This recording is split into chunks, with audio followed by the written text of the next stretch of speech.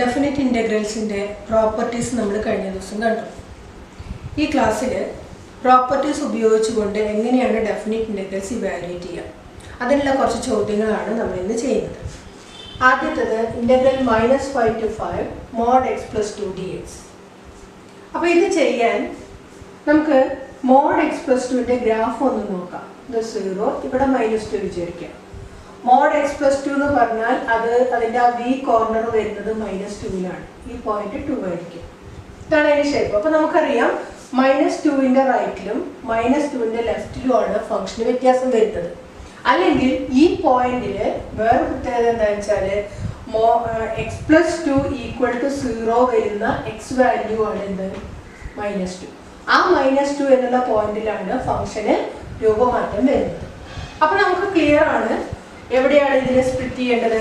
-2 എന്നുള്ള പോയിന്റ് വരെ mod x plus 2ൻ്റെ definition ഒന്നും, -2 തൊട്ട് അങ്ങോട്ട് വേറൊരു തരത്തിലുമാണ്. ഇനി ഇങ്ങനെ അല്ലെങ്കിൽ വേറൊരു തരത്തിൽ നമുക്കത് ആലോചിക്കാം. mod x plus 2ൻ്റെ ഡെഫിനിഷൻ എഴുതാം. What is the definition?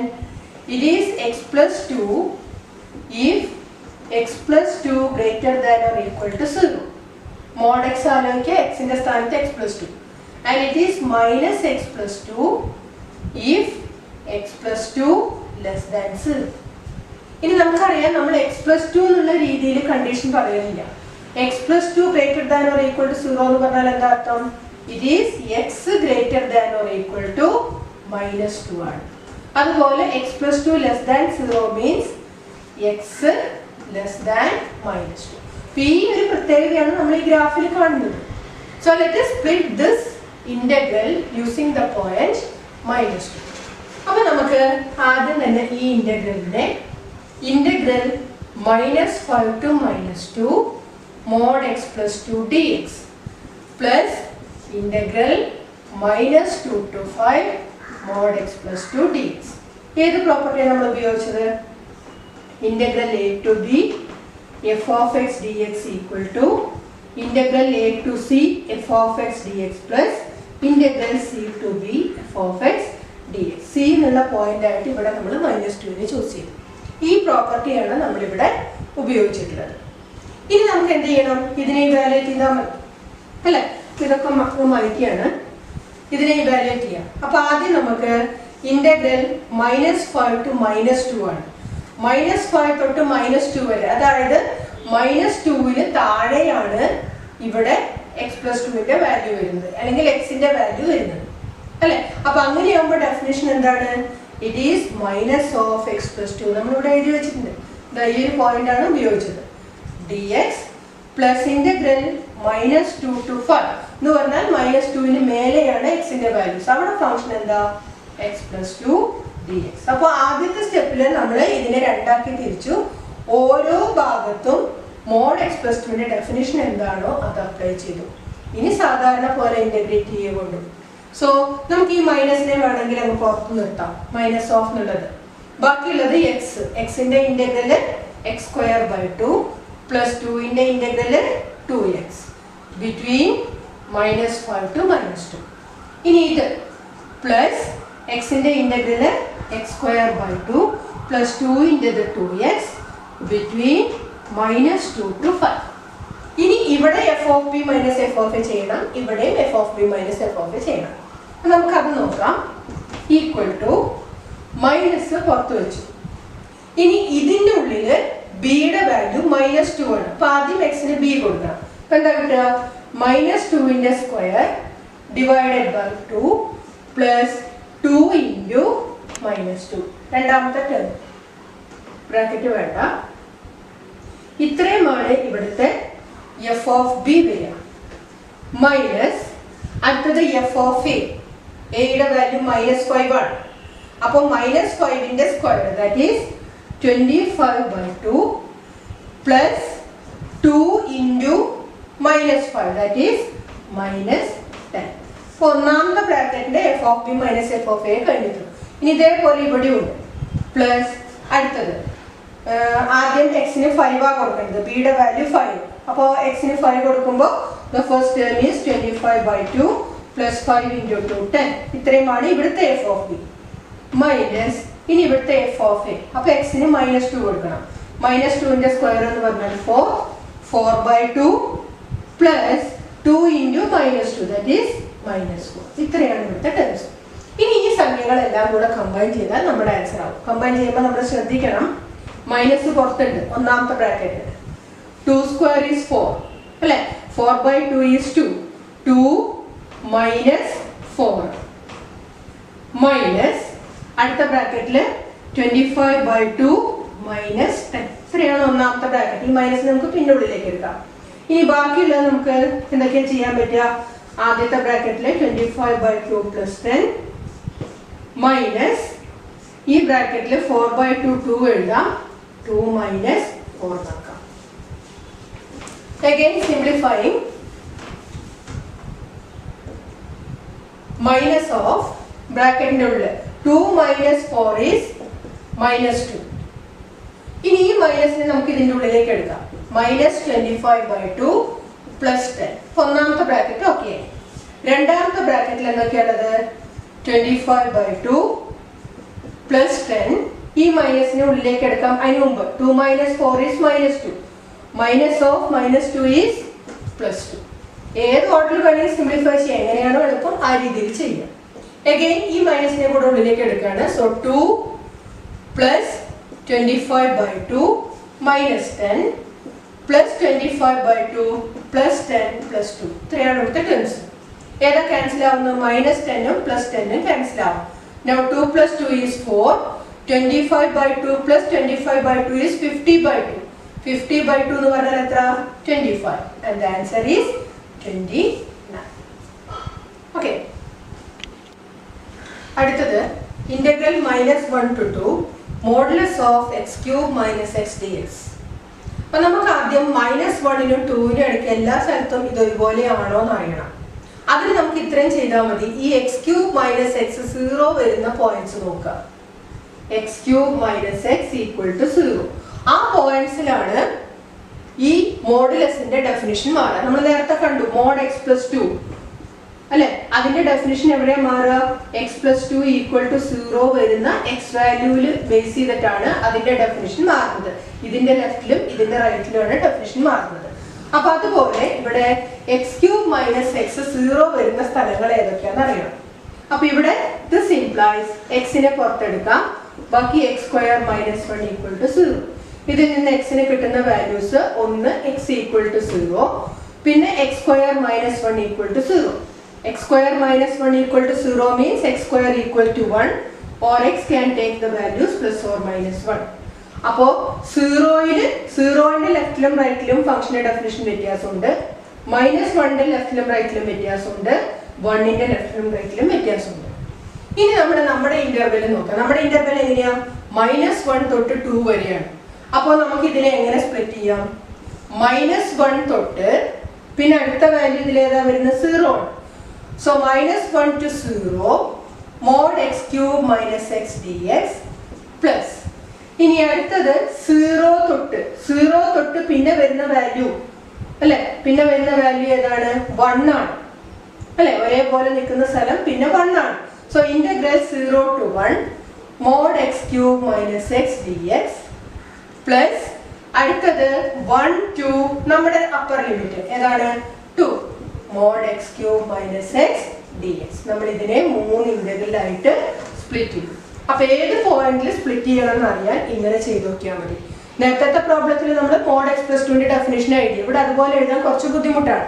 അപ്പൊ അതുകൊണ്ട് ഇങ്ങനെ നോക്കിയാലും കുഴപ്പമില്ല.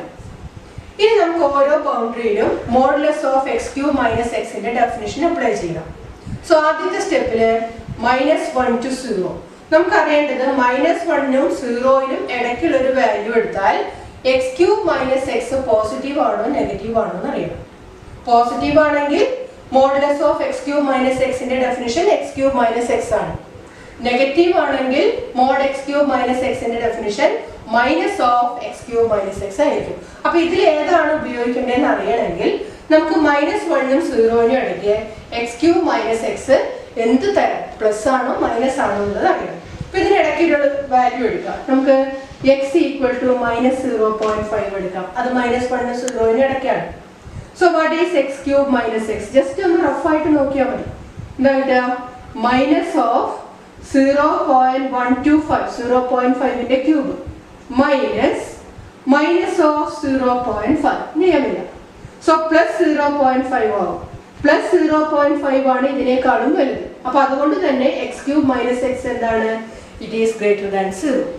അപ്പൊ x cube minus x positive ആണെങ്കിൽ വാട്ട് ഈസ് ദ മോഡുലസ്?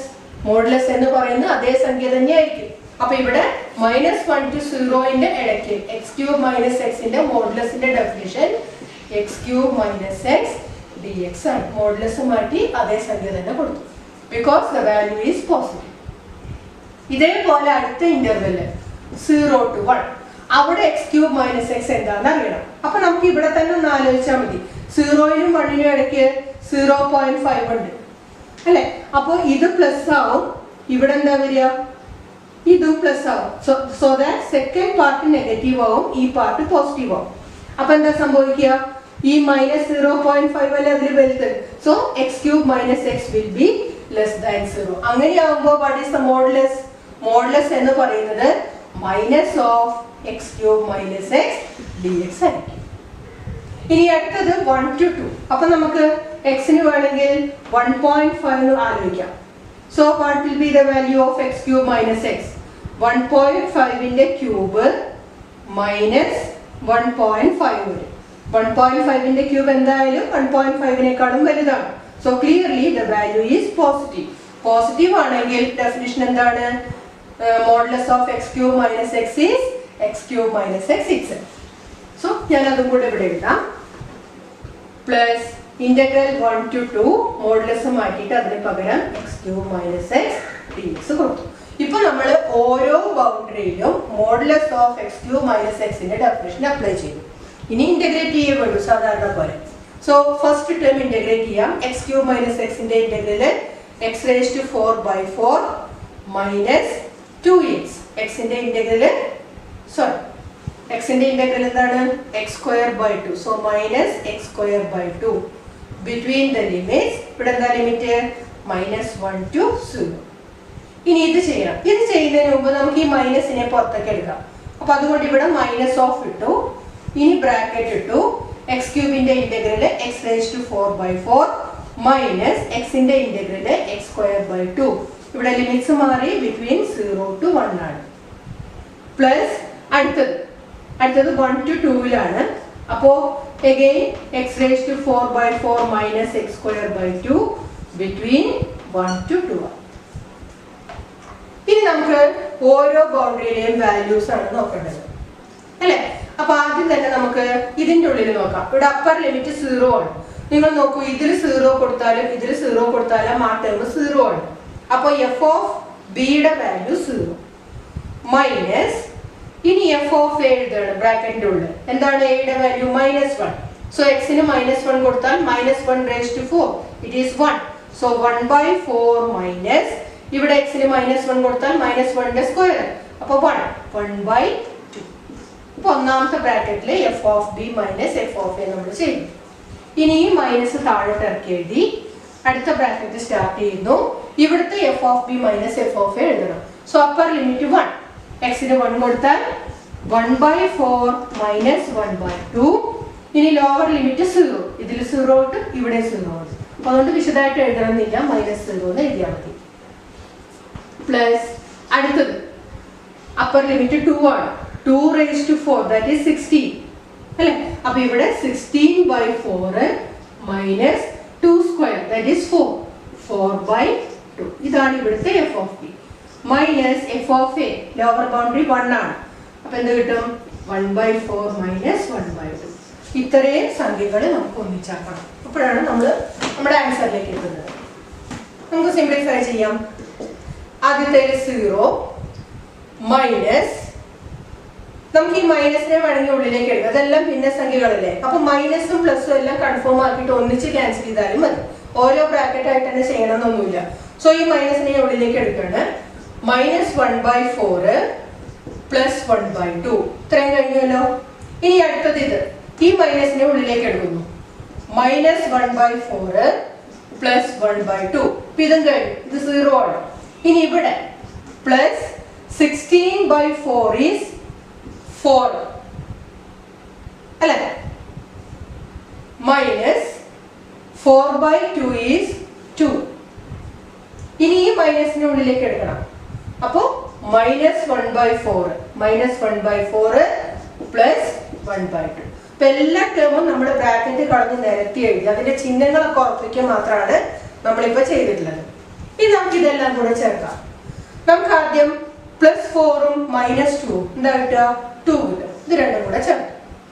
ഇനി അടുത്തത് ഡിനോമിനേറ്റർ 4 വരുന്ന ടേംസിനെ നോക്കാം. -1/4 -1/4 അപ്പൊ -2/4 ആയി. -2/4 -1/4 that is -3/4. അപ്പൊ ഡിനോമിനേറ്റർ 4 ഉള്ള ടേംസ് എല്ലാം ചേർക്കും. ഇത് കഴിഞ്ഞു. ഇനി ഡിനോമിനേറ്റർ 2 ഉള്ള ടേംസ് എത്ര ഉണ്ട്, 1/2 plus 1/2 plus 1/2 that is +3/2. ഇനി ഇതെല്ലാം കൂടെ ചേർക്കാം. സോ ഡിനോമിനേറ്റർ നമുക്ക് 4 ആക്കാം. സോ ഹിയർ 4 into 2 8 വരും, -3. ഇവിടെ 2 അല്ലേ ഡിനോമിനേറ്റർ ഉള്ളൂ, അപ്പോൾ 3 into 2 6 വരും. So what is the answer, 8 plus 6 14 minus 3 that is 11/4. This is our answer. അപ്പൊ ഇങ്ങനെയുള്ള ഇപ്പൊ ചെയ്ത ഈ രണ്ട് ചോദ്യത്തിന്റെ പ്രത്യേകത, രണ്ടിലും മോഡുലസ് ഉണ്ട്. മോഡുലസ് ഉണ്ടെങ്കിൽ നമ്മുടെ ലിമിറ്റ്സ് ഏതാന്ന് നോക്കുക. ആ ലിമിറ്റ്സിന്റെ ഇടയ്ക്ക് മോഡുലസിന്റെ ഉള്ളിലത്തെ എക്സ്പ്രഷൻ 0 വരുന്ന ഒരു പോയിന്റ് ഉണ്ടെങ്കിൽ ആ പോയിന്റ് വെച്ചിട്ട് ഇന്റഗ്രലിനെ സ്പ്ലിറ്റ് ചെയ്യാം. സ്പ്ലിറ്റ് ചെയ്ത് പല പല ഇന്റഗ്രൽസ് ആക്കി കഴിഞ്ഞാൽ ഓരോ സ്പ്ലിറ്റ് ചെയ്ത ഗ്യാപ്പിന്റെ ഇടയ്ക്ക് മോഡുലസിന്റെ ഡെഫിനിഷൻ അപ്ലൈ ചെയ്യാം. അതിന് നമ്മൾ എന്താ ചെയ്യേണ്ടത്, ഇവിടെ ഇപ്പൊ നമ്മൾ ചെയ്തത് x³ - x ന്റെ മോഡുലസ് ആയിരുന്നു ചോദ്യത്തിൽ.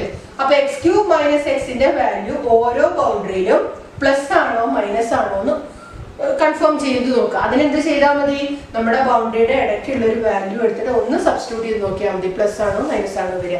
അതിനനുസരിച്ച് മോഡുലസിന്റെ ഡെഫിനിഷൻ ഫിക്സ് ചെയ്യുക. മോഡുലസിന്റെ ഡെഫിനിഷൻ ഫിക്സ് ചെയ്താൽ പിന്നെ ഒരു പണിയില്ല, ഇന്റഗ്രേറ്റ് ചെയ്യുക. ഓരോ ഇന്റഗ്രലിലും f(b - f) അപ്ലൈ ചെയ്യുക and we come to the answer. ഇപ്പൊ ഇവിടെ കാൽക്കുലേഷൻ ആണ്, നിങ്ങളൊന്ന് കെയർഫുൾ ആയിട്ട് ചെയ്യേണ്ടത്. ഓക്കെ, അടുത്ത ചോദ്യം, integral -π/4 to π/4 sin² x dx.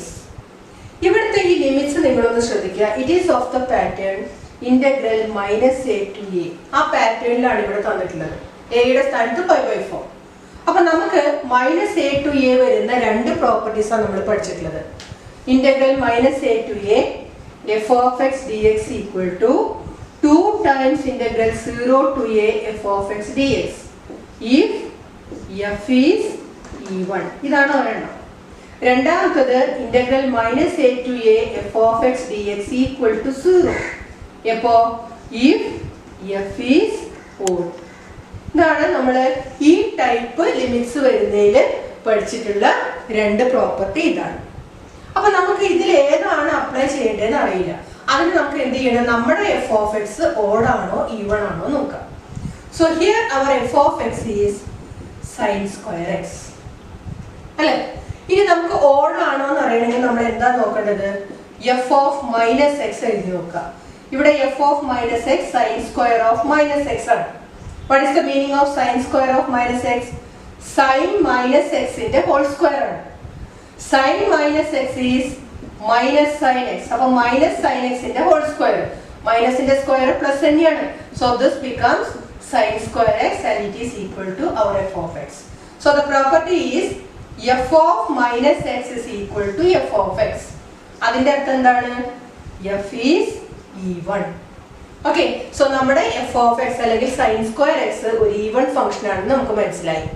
അതുകൊണ്ട് integral -π/4 to π/4 sin² x dx can be written as, even ആണെങ്കിൽ twice integral 0 to a എന്നുള്ള ഫോമിൽ എഴുതാം. അപ്പൊ ഇവിടെ അതേപോലെ എഴുതിയാൽ എന്താ ഉണ്ടാവുക, 2 into integral 0 to π/4. ഇവിടുത്തെ എയുടെ വാല്യൂ π/4 ആണ്. sin² x dx എന്ന് എഴുതാം. ഈ 0 ആണെന്നുണ്ടെങ്കിൽ നമുക്ക് f(b - f) ഇവാലുവേറ്റ് ചെയ്യാൻ എളുപ്പമാണ്. അപ്പൊ അതുകൊണ്ടാണ് 0 ഉള്ള ഫോമിലേക്ക് അതിനെ മാറ്റുന്നത്.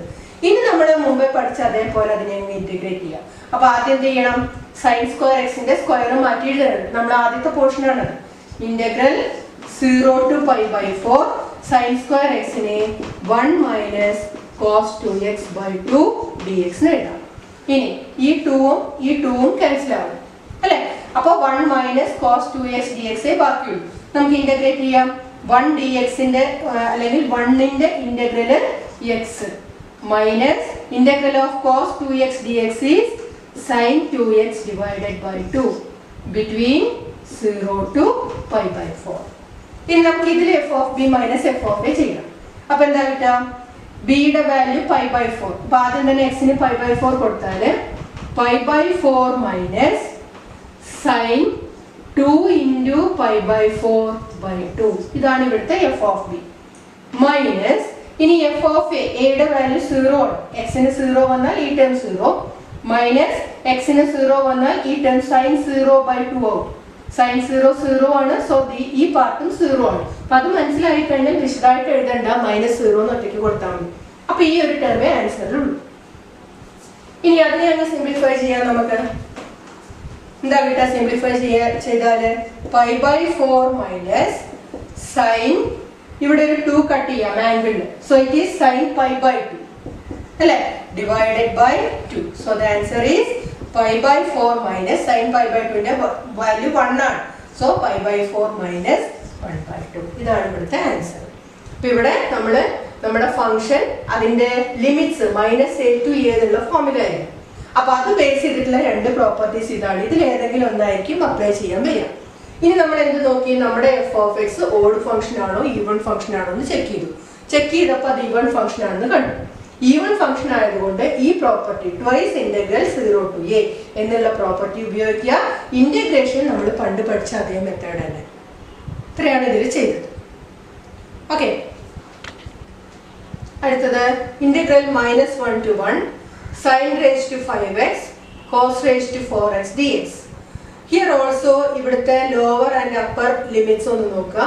-a to a എന്നുള്ള പാറ്റേണിലാണ്. അപ്പൊ നേരത്തെ ഉപയോഗിച്ച അതേ പ്രോപ്പർട്ടി തന്നെ ഞാൻ അവിടെ സൈഡിൽ എഴുതിയിട്ടുണ്ട്.